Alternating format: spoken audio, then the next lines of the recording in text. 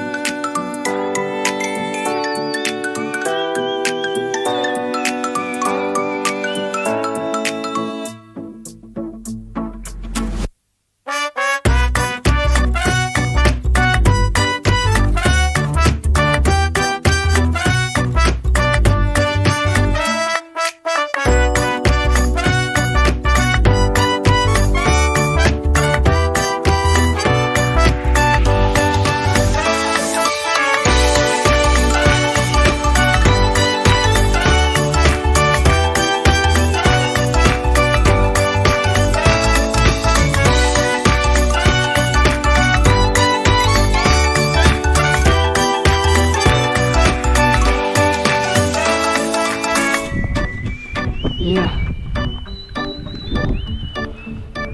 kazaklı yerine geldik. Nasip et. Yine geldik. Tayım mısla? Ya ailem mi? Tayım mısla? Gözümem karışıp durmam baka. Yanma. Yine gitti. Sağlık olsun.